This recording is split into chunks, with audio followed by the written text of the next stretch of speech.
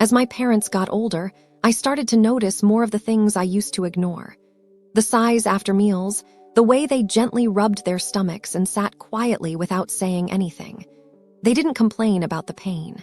They just shook their heads and said, "My stomach feels heavy, uncomfortable." At first, I thought it was a small thing. Everyone has a bad day. But then I saw my parents eat less, sleep later because they were restless, and many times refuse meals just because they were afraid of feeling full afterwards. I used to think, just cook enough nutrients. But no, for young people, meals are energy. For the elderly, meals are a challenge where each spoonful of rice needs to be gentle, pleasant, and make them feel cared for, listened to. That's when I understood. Eating for the elderly is not just about nutrition. It's about memories where they remember old meals. It's a matter of respect so that they don't feel helpless in the face of old age. And it's a matter of dignity, something that a bowl of warm porridge at the right time can preserve. And I started to change, not with elaborate dishes, but by paying attention to how I felt after each meal. By asking, "Does Dad feel comfortable? Does Mom burp?" And quietly adjusting each meal, less oil, softer, warmer. Those seemingly small things are the care that the elderly need most. As we age, our bodies don't function as well as they used to, and our digestive system is no exception. The stomach begins to produce less acid, making it difficult for food to be broken down completely. The intestines become sluggish, no longer pushing food through as smoothly as they used to. Teeth weaken, and chewing force is no longer enough to grind hard, chewy foods. And then, because of old age, many people also have to take medication: heart medication, blood pressure medication, diabetes medication, most of which have one thing in common: slowing down the digestive process. All of these things, although small when standing alone, when added together, create a silent burden in the stomach of the elderly. They don't say it. They just feel a series of tired reactions after each meal. Bloating, heartburn, a feeling of sluggishness that doesn't go away. Especially when eating fried, fatty foods or prepackaged, processed foods, foods that their bodies used to handle easily, now become a real burden. We often think that being able to eat means being healthy. But for the elderly, being healthy is no longer about eating a lot. It's about not feeling sick after eating. And that's why adjusting meals, from taste to cooking method, becomes an important part of caring for parents every day. The secret is not in medicine, but in warm, light, and easily digestible meals. The elderly, after a life with many burdens, now only need one thing: not to feel tired after eating. And to do that, you don't need delicacies, just soft, well-cooked food, chewed slowly and drunk with a glass of warm water. I used to not pay attention to the temperature of the food. But then I realized, a bowl of warm soup is much easier for my father to swallow than a cold dish. A bowl of soft porridge, not too greasy, helps my mother not to have heartburn after dinner. Those seemingly trivial raw, cold, or fried foods are the silent cause of my parents' sleepless nights. After each meal, I don't let my parents lie down right away. I invite them to sit on the balcony, walk around the house a few times. Just 15-20 minutes of gentle eating like that, and all the bloating and heartburn will be relieved. I also don't force your parents to eat a lot at once. Instead, I divide it into small meals: breakfast, mid-morning, lunch, afternoon, evening, so that their bodies don't have to strain to digest too much at once. Caring for the elderly is not a big deal. Sometimes it's just a matter of quietly adjusting the way they eat, so that each meal is no longer a challenge, but a small, regular joy every day. In the morning, I start my parents' day with a bowl of oatmeal porridge cooked with winter melon and snow fungus.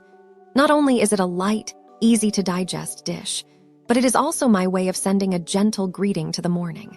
The warmth of the porridge spreads to the palm of my hand when I hold the bowl. The scent of winter melon wafts up to my nose. The refreshing taste of snow fungus gradually melts in my mouth, all like waking up to a new day without rushing. I cut a few slices of ripe banana, soft, sweet, enough to make me feel full without feeling heavy. In the middle of the day, when the sun was high in the sky, I prepared a few pieces of ripe papaya for my parents, along with a cup of warm ginger tea. Ginger warms the stomach, and the enzymes in papaya help with digestion. Watching my mother sip her tea, I thought, sometimes taking care of someone doesn't need to be noisy, just a cup of tea at the right time. Lunch is the part I always cook with the most love. I steam fish with a few slices of ginger so that the dish doesn't have a fishy smell but still retains its fresh taste. The pumpkin soup was simmered until it melted with just a touch of a spoon. The brown rice I cooked was soft, just cooked, not too dry, not too sticky, so that my father could chew it easily despite his weak teeth. In the afternoon, I brought out a tray of steamed sweet potato slices, a naturally sweet dish that my mother had loved since she was young. To drink with it was mint tea, refreshing and light on the stomach. We both sat and sipped in silence, occasionally looking at each other and smiling. I sat across from them, saying nothing, just quietly feeling my heart light like that afternoon. In the evening, I cooked vegetable porridge with soft tofu, carrots, and zucchini. It was not fussy, not too spicy, but each ingredient was carefully selected, not too hard, not too old, all were simmered just right. Dinner was not just to fill me up, but to help me sleep easily, comfortably, without making my stomach struggle in my dreams. Before going to bed, I made my parents a glass of warm water with a few slices of ginger. They drank it, then lay down. No sleeping pills, no sighs, just a peaceful, gentle night, just what I wish for them every day. Only later did I understand, not all foods are good. There are foods that seem healthy and familiar, like cabbage, boiled corn, or a bowl of soft beans, which are the very reasons why my parents feel bloated and gassy after every meal. I used to think a slice of white bread in the morning was a safe choice. But then, every night, my mother tossed and turned, unable to sleep. My father quietly sat and rubbed his stomach. Without saying anything, I began to understand. I quietly wrote down what my parents ate and what made them tired afterwards. Corn, beans, cabbage, even white bread. Gradually, I eliminated them from the menu. No need for long explanations, no need to force them to abstain. Just swap them for lighter, more pleasant dishes. And then, one evening, I realized something small but precious. My parents finished eating and sat and smiled, not sighing, not rubbing their stomachs, not feeling bored like usual. The elderly body is like an old house. It can no longer withstand loud noises or strong impacts. Every dish served must be gentle.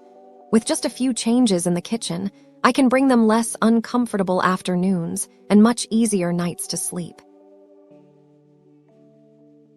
If you are taking care of elderly parents like me, remember one simple thing. You are holding a very special opportunity to love back those who have loved you with all they have.